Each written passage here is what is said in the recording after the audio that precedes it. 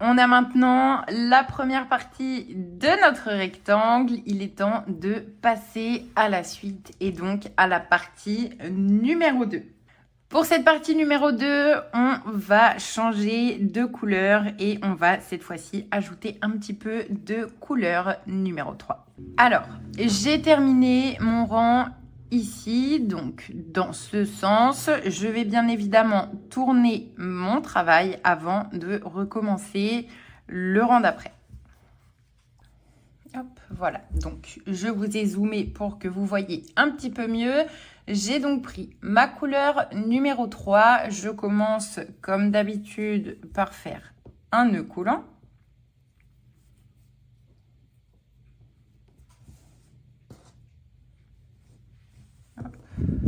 Bon, là, on commence à avoir l'habitude. Si vous en êtes là, on passe le crochet dans l'angle, on récupère notre nœud.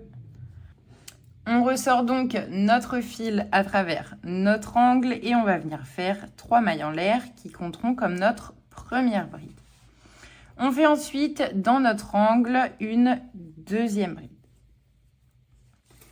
C'est là qu'on va changer un petit peu ce qu'on était en train de faire puisqu'on ne va pas faire simplement des brides dans ce rang, mais on va créer un petit peu de relief et faire un petit peu comme on l'avait fait avec les pétales de notre fleur. Est-ce que c'est du popcorn? Pas du popcorn. On va donc, pour créer notre relief, faire 2 jetés. Donc, pour commencer, une double bride. On pique dans la maille suivante. On va commencer notre double bride. Donc, on fait un jeté, on est passé à travers 2 boucles. On refait un jeté, on passe à travers 2 boucles supplémentaires. Et on s'arrête là. On fait à nouveau 2 jetés, on pique dans la même maille. Hop. Et on commence une deuxième double bride.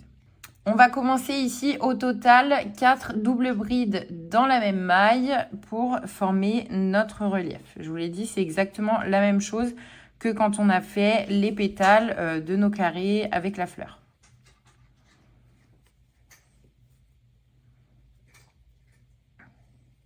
Hop. Donc ici, j'ai bien commencé mes 4 doubles brides. J'ai 5 boucles sur mon crochet. Hop, je vais faire un jeté et je passe à travers toutes les boucles. Je serre un petit peu et je passe dans la maille suivante. Je fais une bride. Et dans celle d'après, je crée à nouveau un relief avec mes 4 doubles brides rabattues ensemble. Donc, je vais vraiment faire une sur 2. Donc, j'en commence une.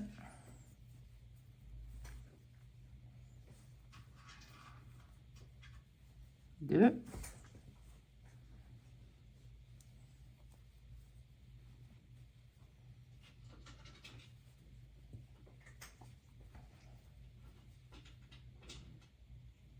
Et 4. Je fais un jeté, je passe à travers. Toutes mes excuses pour le bruit de fond. Mon chat est en train de manger derrière moi. Bien évidemment, elle fait ça à chaque fois quand je filme. J'ai donc fait un jeté. Je suis passée à travers mes 5 boucles. Et maintenant, je vais faire dans la maille d'après une bride. Dans la maille suivante, je recommence avec mes 4 doubles brides rabattues ensemble. Donc, 1, 2, 3 et 4. J'ai donc mes 5 boucles sur mon crochet. Je fais un jeté, je passe à travers toutes les boucles. Je serre un petit peu. Et dans la maille d'après, je fais une bride. Je vais continuer exactement de la même façon jusqu'à la fin de mon rang et je vous retrouve à ce moment-là pour vous montrer comment je procède dans les angles. Je suis donc arrivée à la fin de mon premier côté de ce rang. Donc ici, j'ai terminé mon côté par une bride. En fait, ce qui va se passer ici dans les angles, On va toujours avoir du coup 3 brides côte à côte d'un côté et 2 brides de l'autre côté, suivies d'un point en relief. Tout simplement parce qu'on a un nombre pair de mailles pour aller avec nos bandes de carré quand on fera notre assemblage plus tard. C'était hyper important. Donc, je n'ai pas changé ça. Vous verrez, on aura donc 3 brides à chaque fois d'un côté de l'angle et 2 brides seulement de l'autre côté. Donc, n'ayez pas peur, c'est tout à fait normal. Une fois qu'on a terminé donc notre côté, on a une bride ici dans la dernière maille. Dans notre angle, on va donc venir faire 2 brides. Pour les angles, on ne change rien. 2 mailles en l'air et à nouveau 2 brides. Ici, on va donc commencer par un point en relief, donc par faire 4 brides rabattues entre elles. Et ensuite, on continue exactement comme on l'a fait juste avant. Donc, on alterne nos brides rabattues, nos doubles brides, pardon, rabattues et nos brides. Donc là, j'en ai 4. Hop. Et dans celle d'après, je fais une bride et je continue comme ça sur tout le long de mon rang.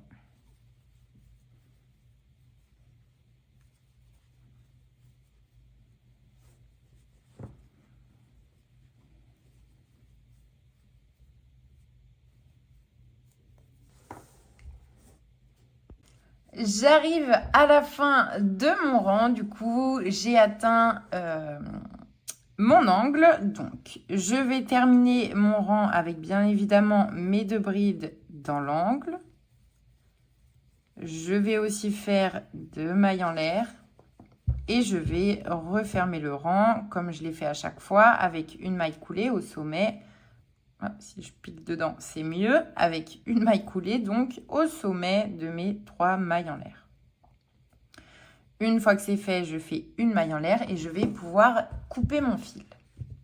Voilà du coup à quoi ressemble mon rang. Hop.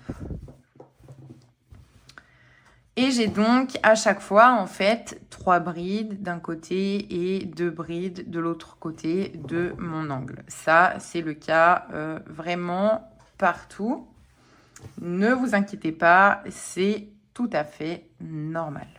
Hop, et là aussi. Une fois qu'on a terminé ce rang avec notre petit relief, on va repartir sur 4 rangs de notre couleur blanche, donc notre couleur numéro 1. Je vous montre bien évidemment une fois de plus comment on le commence. On retourne donc notre ouvrage comme à chaque fois. On récupère notre fil blanc. Hop, on fait un nœud coulant.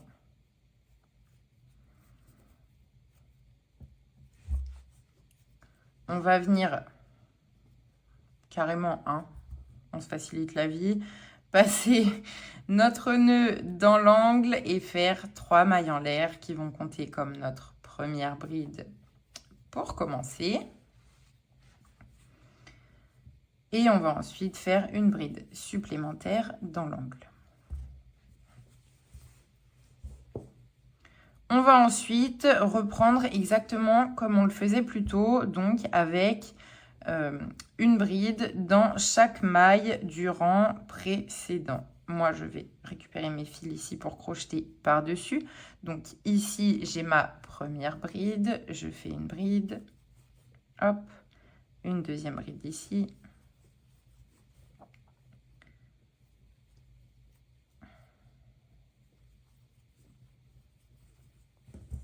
Et quand vous arrivez ici au niveau de vos points en relief, vous voyez en fait, vous devez passer votre crochet vraiment dans cette boucle. Elle est un petit peu plus longue que les autres en général. Ne vous faites pas avoir, ne passez pas dans l'espace ici juste en dessous, passez bien au sommet. Donc ici vous voyez bien, on a nos 2 brins. On passe bien à cet endroit-là. Alors, hop. C'est assez facile si on ne fait pas attention de piquer au mauvais endroit et de piquer ici juste en dessous. Donc on fait bien attention à ça tout le long de ce premier rang avec notre nouvelle couleur. On passe ensuite dans notre bride suivante. Et on est à nouveau dans un point en relief ici. Donc, on fait attention et on passe bien, hop, au sommet. On continue comme ça avec une bride dans chaque maille sur tout le long de notre rang. Et on fait ensuite, dans chaque angle, 2 brides, 2 mailles en l'air, 2 brides. Et on va faire exactement comme on l'a fait plus tôt, au total, 4 rangs de notre couleur 1 et on se retrouve à ce moment-là. J'ai enfin terminé mes 4 rangs de couleur numéro 1. J'ai même fait un peu de zèle et j'ai rentré mes fils. Hop!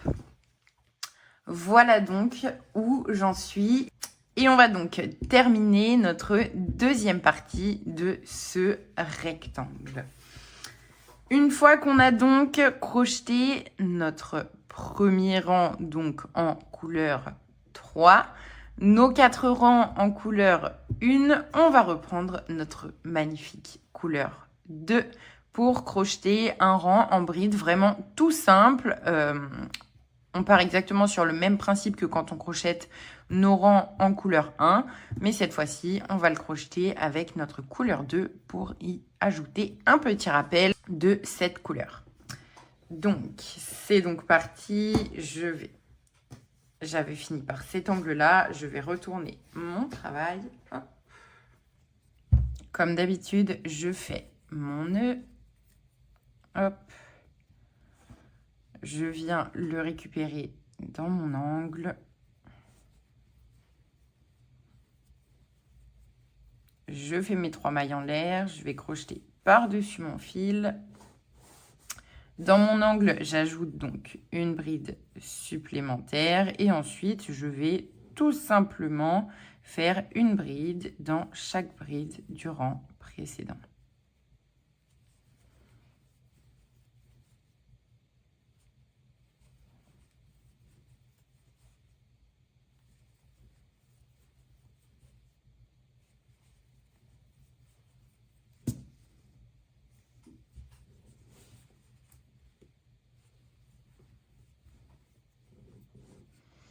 Quand j'arriverai dans le prochain angle, je ferai bien évidemment 2 brides, 2 mailles en l'air et à nouveau 2 brides. Et je continue exactement de la même façon. On fait vraiment la même chose ici, donc je ne vais pas tout vous montrer, sinon cette vidéo va durer 2 heures. Mais je vous retrouve une fois que j'ai terminé mon rang et je vous montre à quoi mon rectangle ressemble. Je suis arrivée à la fin de mon rang en couleur numéro 3. Voilà donc à quoi mon rectangle ressemble. Plus ça va, moins ça rentre dans le cadre. Mais voilà du coup notre petit rappel de couleurs qui conclut donc cette partie numéro 2 de notre rectangle. On avait donc 6 rangs au total sur cette partie numéro 2. Je vous laisse avancer tranquillement sur vos 2 rectangles, répétez vos 6 rangs à chaque fois et je vous retrouve dans la dernière partie, la partie numéro 3 du rectangle.